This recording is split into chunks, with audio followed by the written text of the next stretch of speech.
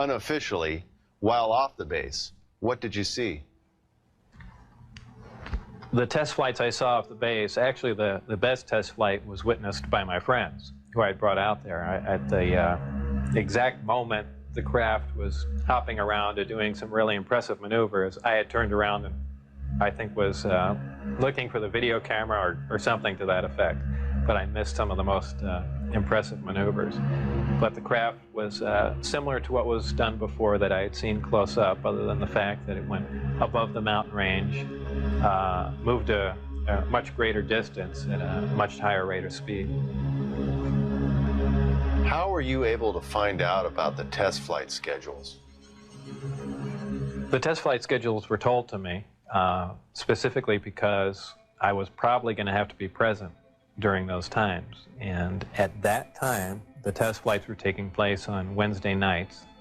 And from what they said, that was because that was statistically the least amount of traffic in the area.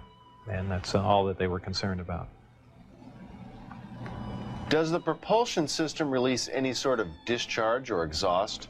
There was a high voltage discharge on the bottom of the craft, but as far as there being an exhaust, there was none. Why do they appear as glowing balls of light in the night sky? Well, that's kind of the same reason why a neon light or a fluorescent light lights up. What you're dealing with is a high energy source in essentially a gas atmosphere, oxygen, nitrogen. And when you apply enough energy to a gas molecule, they emit photons, they emit light. And I don't think it's anything, it's really a byproduct of how the craft operates. When it's emitting that much energy, the gas surrounding the craft emits light. The same reason why lightning is visible. You have a huge electrical discharge, and the gas emits light in the form of lightning bolt. If you were going to see one of these crafts at night operating, it would appear really as a glowing ball or just a bright light in the sky from a distance. Even close up, you'd see a glowing halo around it.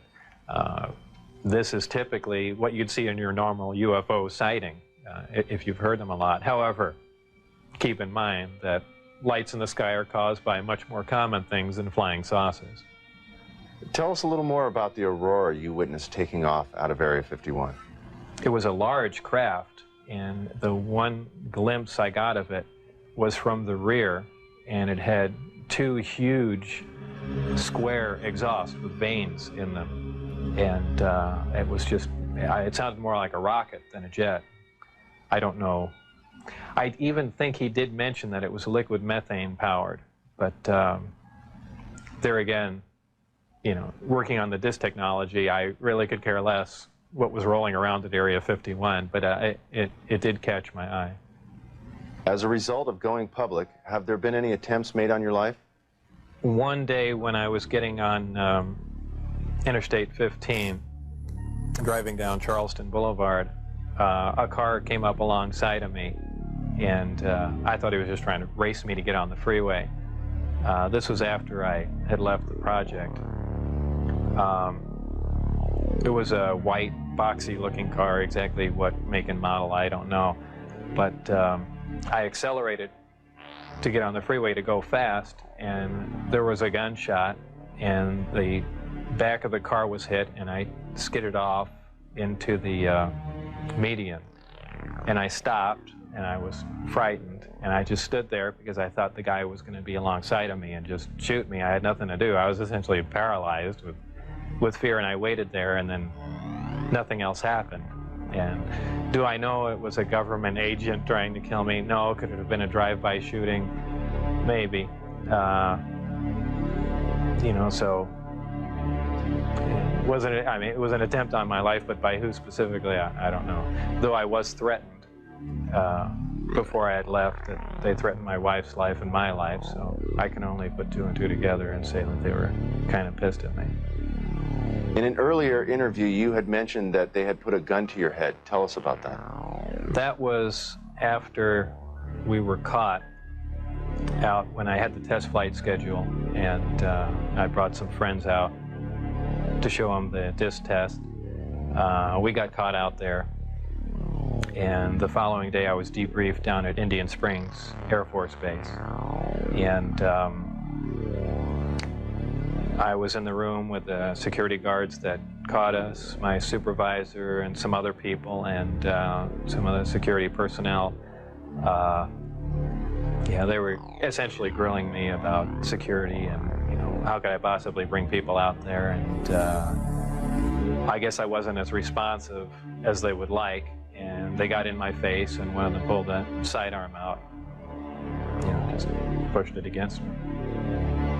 Have you maintained any contacts with your colleagues out at S4? No, I never heard from anyone other than for a very brief time after I left. Dennis, who was my supervisor, did try and make contact with me at the meeting place was the Union Plaza Hotel. And I took a friend of mine, Gene Huff, down there, and another friend, a former colleague and scientist from Los Alamos. And we saw him, but I also did recognize some security personnel walking around there from S4. So whether or not it was a setup or what was going on or he was trying to talk to me, we never found out, and we left. It just was a real strange situation. I never heard from him since. As we enter the 21st century, how has your experience changed your beliefs? Well, if you want to word the question, how are my opinions changed? I would say considerably. And before I was at S4, I was more or less one of the guys that thought, you know, all these government conspiracy and UFO buffs and things like that were complete lunatics. I even remember before I was involved there, a friend showed me a little newspaper clipping. It said John Leir was giving a lecture who was touting that aliens from another world came to Earth and there's 70 different species. And I remember laughing on the phone that this guy had lost his mind.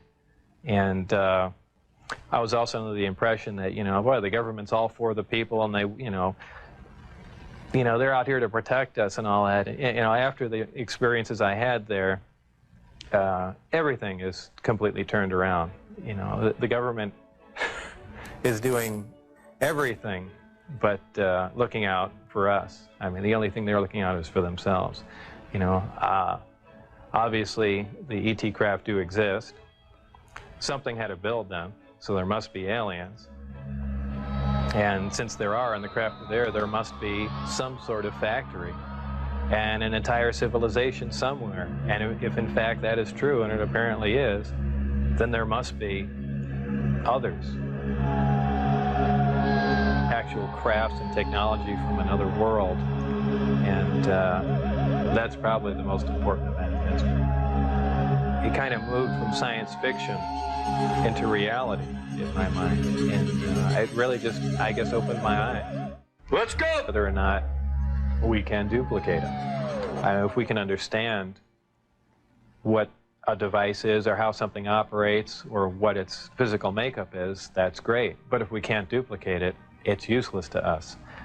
So there's really two phases to the project going on there. It's understanding what we're looking at, and then once we understand it, is can we duplicate it with earthly materials and earthly technology? And, you know, unless we've got a handle on both of them, all that technology is useless to us. And if it turns out we can't do that, all we have is one single prized possession that we have to take care of, and that's it. After all that's been said and done, would you do this over again? What would you do differently? I would probably have played along for a longer time. I would like to have known a little bit more about the technology, and probably kept quiet if I could have, and possibly never have said anything.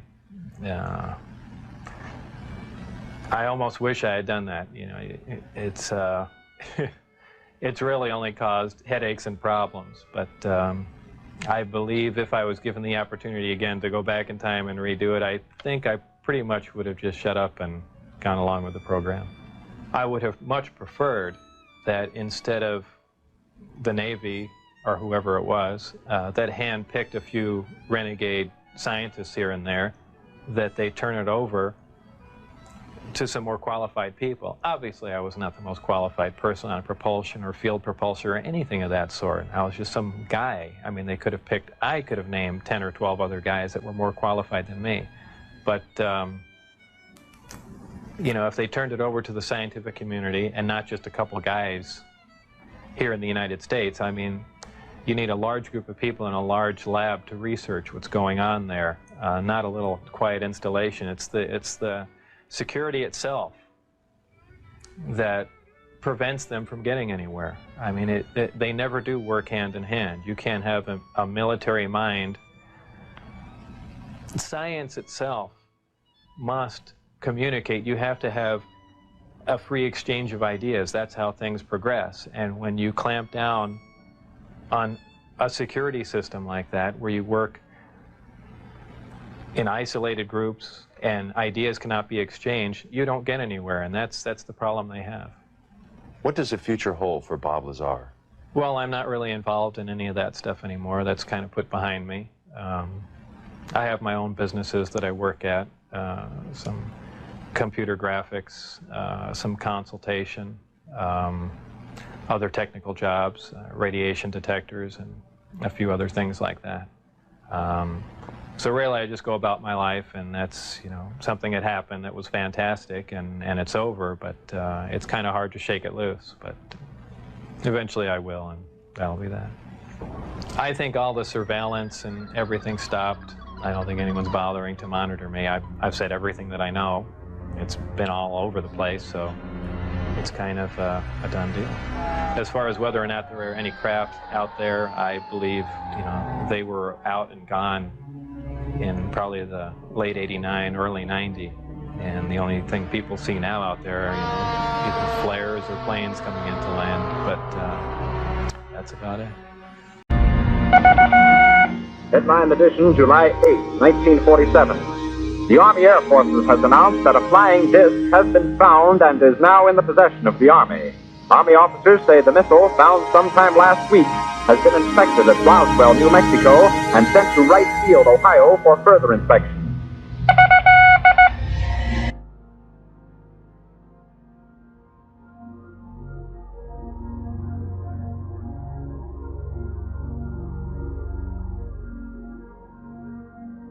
Why in the world someone would invest such an amount of money, of effort, of mise-en-scène to put together a 23-minute film of this kind? It defies reason. It doesn't make sense. I cannot relate these structures to abdominal contents. The liver, if it were the liver, should be over here to the right. I'm seeing a mass that I cannot readily explain, and I have great difficulty in correlating this with any human body that I have seen.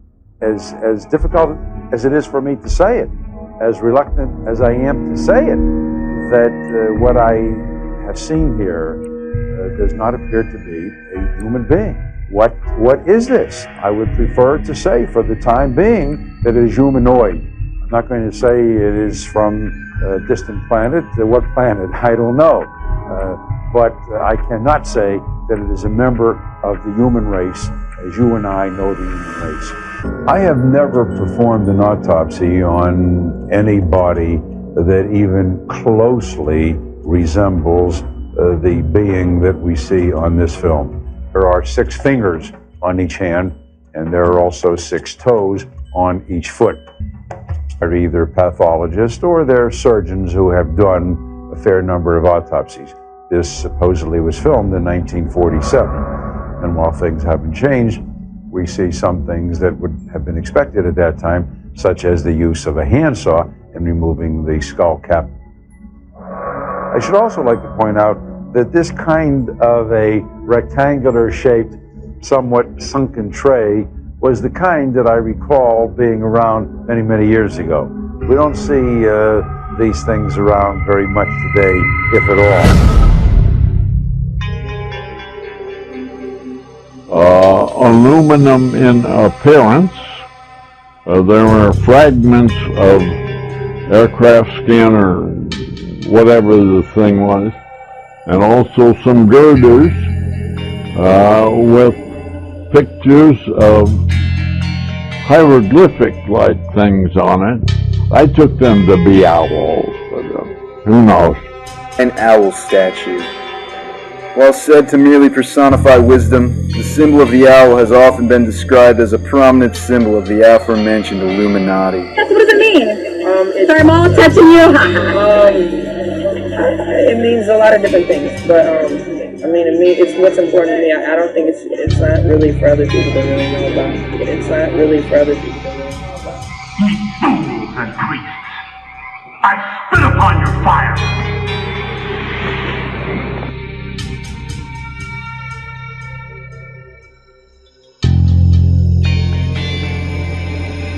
Stars don't move. Planets or anything that's like a planet does. So this is color-coded. This is what they saw on different nights. They're looking for one thing moving. They color-coded it to show that all these stars are staying still. This thing is moving.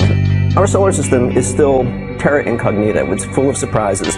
This object is something that astronomers said shouldn't even be there. There's a whole other solar system beyond the planets that we know that are full of these things that are sort of planets, sort of comets. Some of them they call dwarf planets. That's what they're calling this one.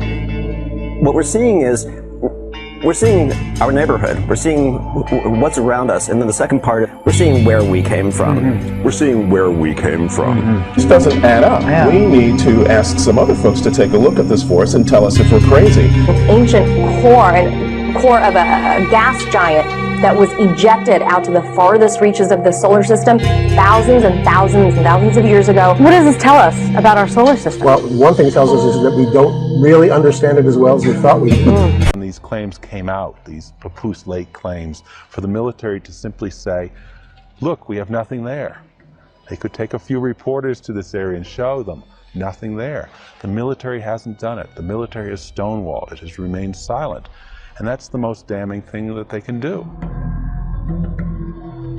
Area 51 to this day is not acknowledged. That is to say, the Air Force does not admit that it exists.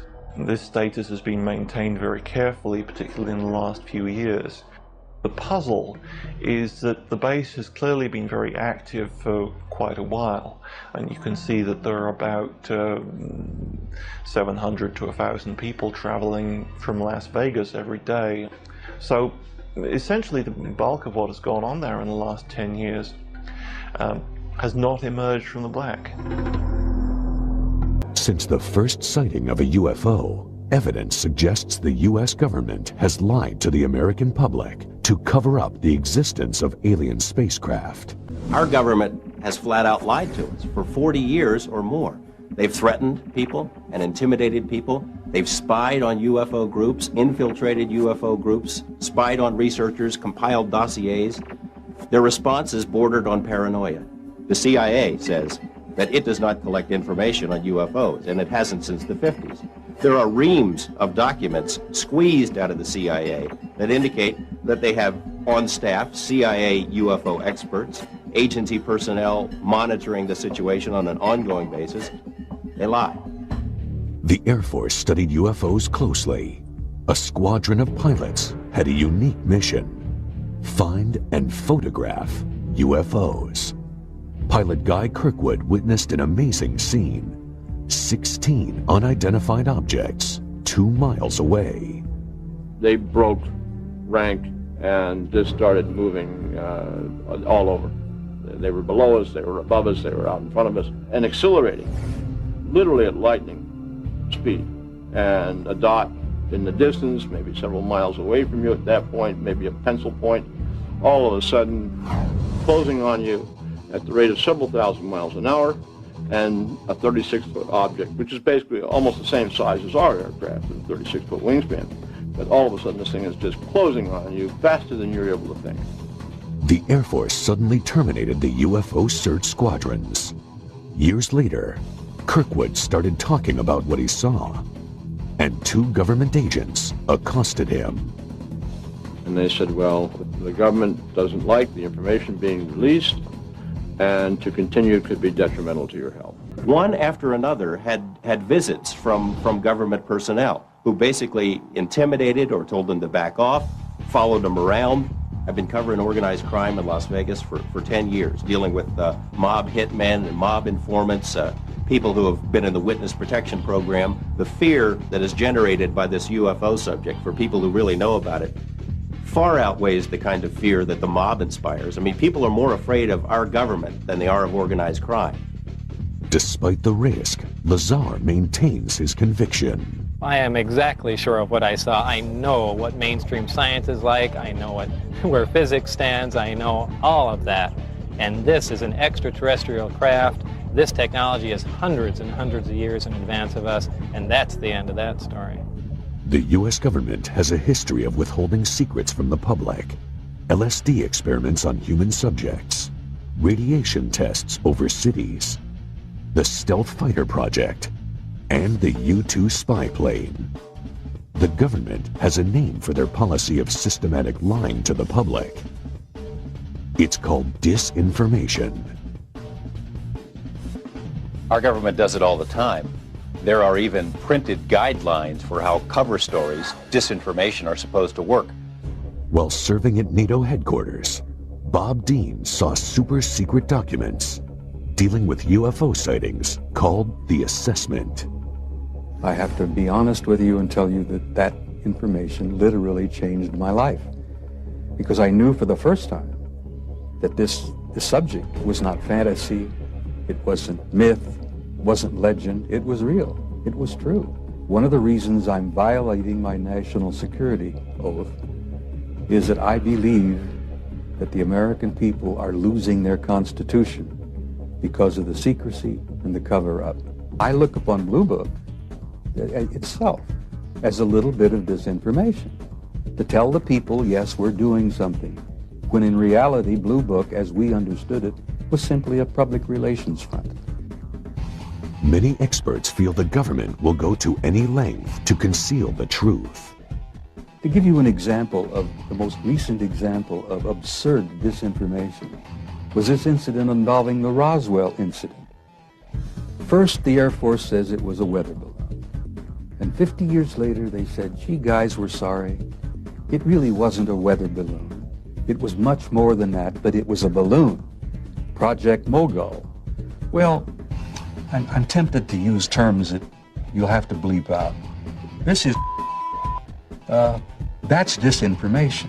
That's lying through your teeth to the American people. And if that isn't disinformation, I don't know what is. The long-time U.S. policy of lies and disinformation may have put the public in danger. Security at several U.S. nuclear missile bases was breached when eyewitnesses reported bright lights just 200 feet from the missile silos.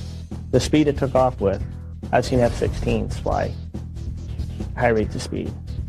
And this was here and gone from a dead still hover. Wordsmith Air Force Base, Oscoda, Michigan. Shuttered now, it was an important part of Strategic Air Command's Northern Tier Nuclear Bomber Retaliation Force. An alarm sounded when several unidentified objects showed up on radar, and they were headed straight for the airbase. Stop Rock with an expedited scramble. Authentication time is 1906. Scramble. Roger that. As UFOs flew towards the nuclear weapons storage areas, jets tried to intercept them. But by the time the pilots got there, they were gone. There were at least a dozen U.S. and Canadian military bases that were overflown during a 3-week period. Air Force personnel reported numerous sightings and radar contact of the UFOs in official documents. All of the incidents took place near nuclear weapons facilities. When one object came low over a weapons storage area, that appeared to demonstrate a clear intent over this area, meaning it seemed to have intelligence. I was awakened in the morning by a bright, glowing orange colored light. Looked out over the creek.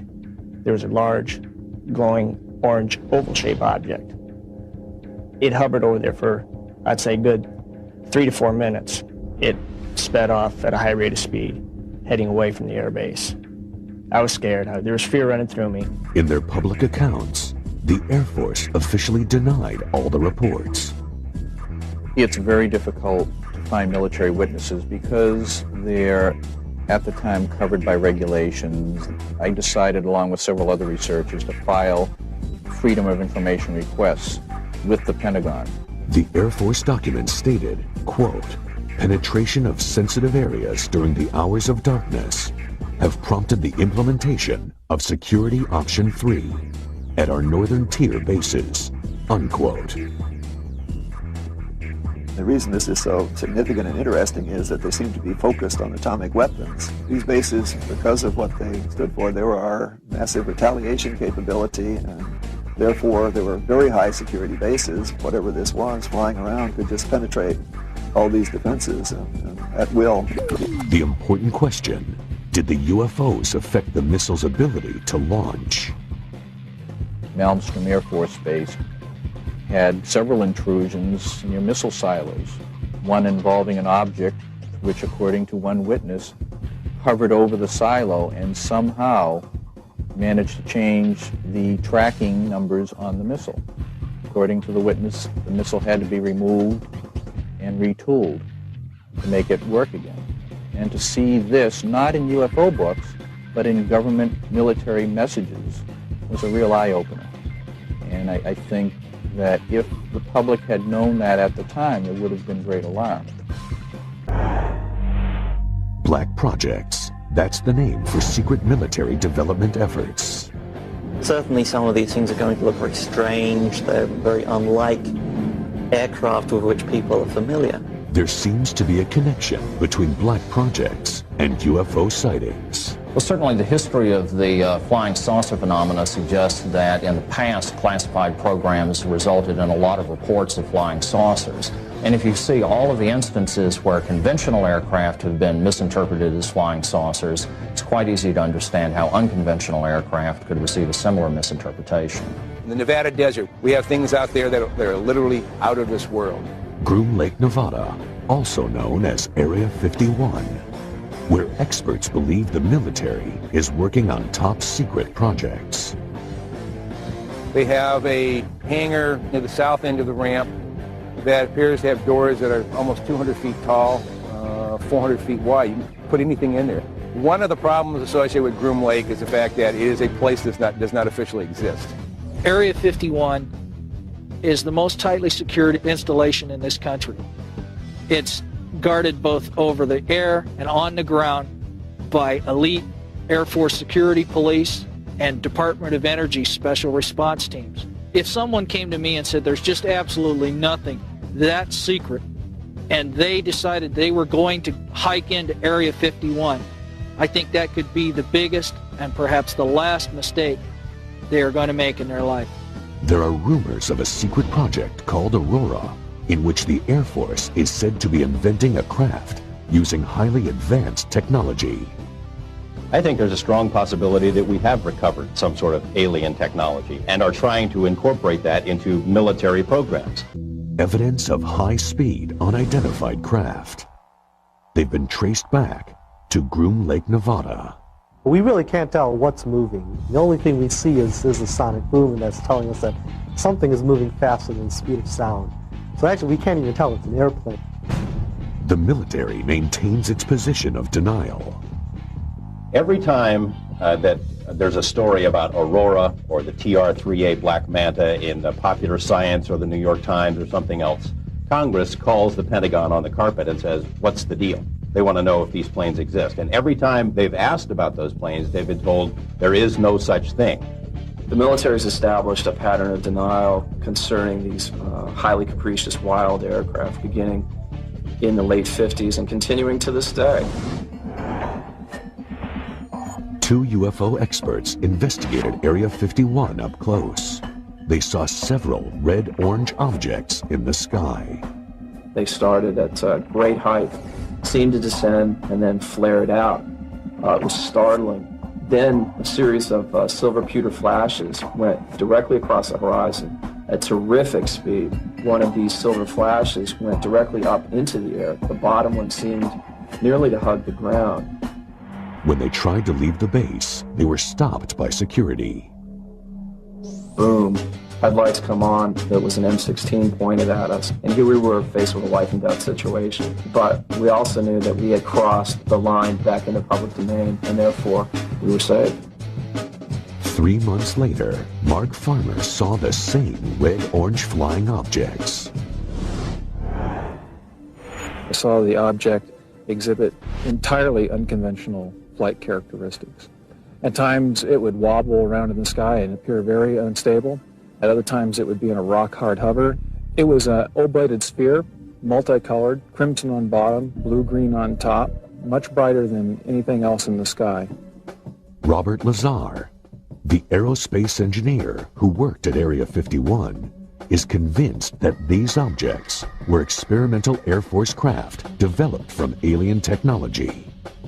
He claims there are at least 9 flying saucers stored there. The technology at Area 51 originally came from somewhere else. The military disavows any knowledge of the alien technology program. I don't think the military has any credibility with the public in terms of its denials of this program or that program. They've denied the U-2 existed, they denied the SR-71 existed, they denied working on stealth. All of those programs suddenly were unveiled. The government's cover-up of alien life extends to other planets. The unmanned Mars Observer was packed with sensitive data-gathering equipment, but it never completed its mission. NASA blamed the failure on technical malfunction. But experts think there's more to NASA's story. It starts with a strange area on the red planet known as Cydonia. It's quite possible that NASA knows more about anomalous structures on Mars, possible extraterrestrials, even structures on our moon that they're not telling us about. There is sufficient evidence to indicate that some of the objects on Mars may possibly be artificial. NASA says the objects on Mars are just light and shadow, but 3D imaging reveals something startling. I was quite interested with the first photos and release of Face on Mars, but particularly I thought it was interesting the pyramidal structures. Some of these pyramids appear to have even a central stairway running up and down them. The more we look at these structures, the more we can see that there's something amazing here. Did NASA create a convenient malfunction to hide archaeological evidence of alien life?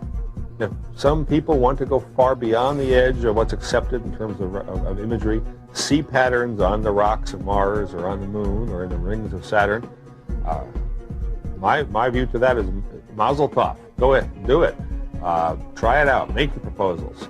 These objects, if you measure carefully from the tops of the 5 that surround this city square point, you find an almost perfectly symmetrical pentagon. The Brookings Institution prepared a report for NASA. It contains a shocking recommendation. There is a section on what might occur if evidence of extraterrestrial existence was found on other planets. They said that NASA or the government might want to consider keeping the information from the public. The reason being that it could cause widespread social unrest and possible deterioration of government control. And they did mess up. We have to keep realizing just how tough these projects are. That we're doing things out there in space every time we do it that no one even thought was possible a few years or decades ago. The search for extraterrestrial intelligence. Huge radio telescopes aimed at the sky. Their purpose? To capture radio signals from alien civilizations. But the program is shrouded in secrecy. I think if our government knew that we got signals, a dedicated signal from outer space somewhere, they'd clamp a lid on it. Our source, a space program engineer, knows the risks. If the powers that be knew I was talking to you, there would be a high price for me to pay. After years of denying the existence of UFOs, the government abruptly decides to spend millions on searching for aliens. But there's a catch. It's very hard to believe that the government would allow something this extraordinary to be released to the general public without scrutiny and censorship. In the Mojave Desert, the government set up Goldstone Station on a military base. It's RF quiet, which means there's not a lot of background noise when they're looking for signals. It's really ideal for this type of search. Soon after coming online, the telescopes picked up signals called hits. There were hits that were taken seriously. There were 3-4 hits, to my knowledge, that were strong, and it could potentially be a signal from an extraterrestrial intelligence. Then, the government suddenly shut down the program. It was a cheap shot for the budget posers, for the so-called deficit hawks. It's always easier to make fun of something that you or enough of your constituents don't understand. But some experts take issue with that explanation. If they embrace the concept of looking for alien signals, they also have to acknowledge the fact that the alien signals are coming from an extraterrestrial intelligence somewhere. And for certain people, that's not something that they want to either believe in or allow anybody to know that they believe in. Some people believe the National Security Agency killed SETI because it feared the public would panic. Their history and action in the past is a good warning of what they would do if something like this happened. SETI was resurrected by several major corporations and renamed Project Phoenix. But the government maintained a strong, though unpublicized, presence. If the hits do come down, they will be suppressed, and I don't think anybody will take a chance. The government would never make that leap of faith that the public would be able to handle the fact that we are receiving intelligence signals from another race, creature, something from somewhere else. Reports are increasing of UFOs spotted at air bases, but with a striking difference. These craft are on the ground. MacDill Air Force Base, Florida, 1967. An officer witnesses an inconceivable sight. We were near a restricted area of the base, and all of a sudden we saw 4 aircraft parked out there, and our immediate reaction to each other was, my gosh, those are flying saucers. Those things really do exist. Pickett published the Air Force Base newspaper. He wanted to do an article about the craft he'd seen, including photos. I was called up to the Adjutant General's office. He went over to a file cabinet and got out a whole bunch of photographs. And he proceeded to lay these photographs out on a large table so that I could look at them. Well, of course, my interest perked up instantly when I began to see literally hundreds of photographs of all types of quote-unquote flying saucers. The Air Force refused to allow Pickett to publish the article. That night, eyewitnesses in Miami reported a large number of UFO sightings. At the airbase the next day, the flying saucers were gone. The images have haunted Pickett for years. Desperate for some kind of explanation, he recently contacted former Air Force intelligence officer George Filer. A lot of people say, well, how can something be kept secret for 50 years? Well, I point out that the F-117 stealth fighter was kept secret for approximately 10 years. And most of us didn't know that it existed until the government released the information. I pointedly asked him, not only are these where the flying saucers stories came from, is this what they were? And he said, yes. Well, I was awestruck. I couldn't really believe I was seeing what I was seeing. Some of those photographs had many, many aircraft in them, and they were all easily identifiable as Air Force photographs are. And I asked him, well, how high and how fast could these things go? You hear all these stories. And he said, well, this particular aircraft could go fast enough and high enough to actually achieve space flight. And I had no idea when he was telling me this story that wouldn't be too long before they were declared non-existent. To this day, Pickett is determined to prove what he saw was real. This is an illustration of one of the largest ones parked down. In fact, it was the largest. It was nearly 100 feet across. But when Pickett tried recently to get the photographs and documentation of the craft, the Air Force said no.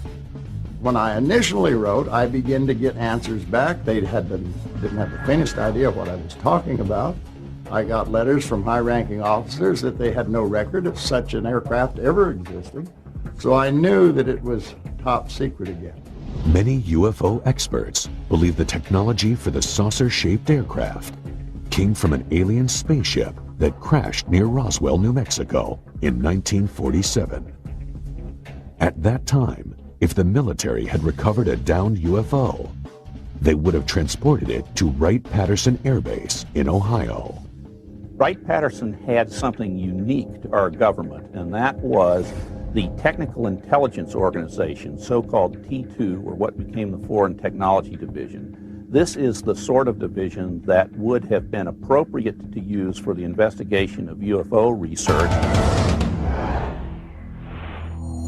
3 former Wright-Patterson employees filed aircraft patent requests. The designs looked suspiciously like flying saucers. Some people think their inspiration was the extraterrestrial craft that crashed near Roswell. So there's something out there that people are seeing. And the question, of course, is who do they belong to? A lot of people say they're from deep space, you know. Experts believe the U.S. government is conducting a massive conspiracy to keep evidence about UFOs and aliens from the public. The military has established a pattern of denial concerning these highly capricious wild aircraft beginning in the late 50s and continuing to this day. Thousands of witnesses have reported seeing unknown flying craft with similar details. A 36-foot object, which is basically almost the same size as our aircraft, a 36-foot wingspan. This is a full-size craft, 35 feet in diameter. This is your classic flying saucer. And something comes into the frame and chasing it, and comes in like this and fires at it, and goes around like this and fires at it, and goes around like this and fires at it, and fires at it like this, and then goes back out that way. What the hell could do that? The government UFO conspiracy begins with denial. And he said, "What was that?" And I said, "It looks to me like we got a UFO."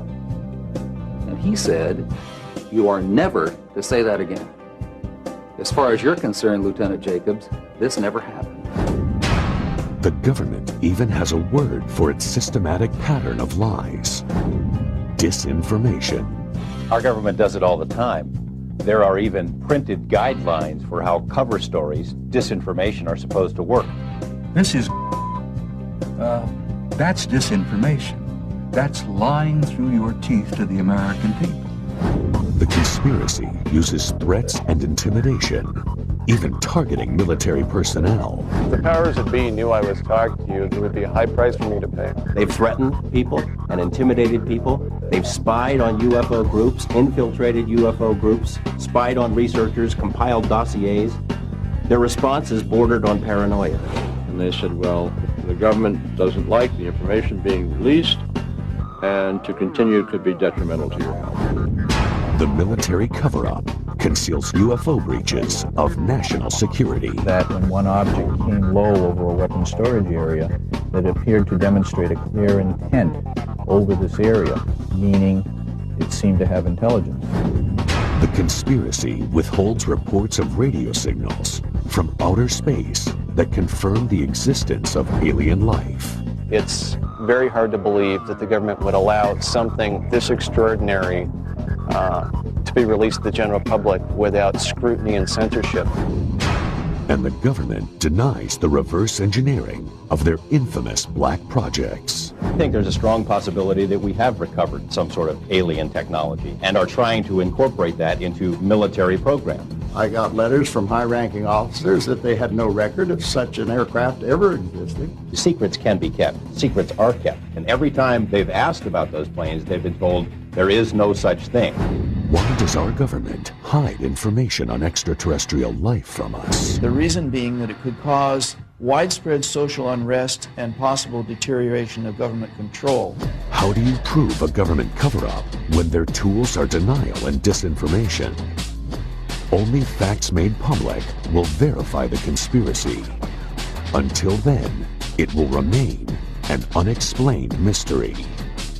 Our government has flat out lied to us for 40 years. Throughout this documentary, we've explored the top secret military installation known as Area 51. We've heard eyewitness accounts, seen declassified documents, which provide a glimpse into the base's operations, yet much detail still remains secret to the public. What we do know for sure is the government of the richest, most powerful country of the world protects the secrecy of this base more than any other on its U.S. soil. This confirms to all of us that no matter what you believe, the secrets it holds must be some that may be quite literally out of this world.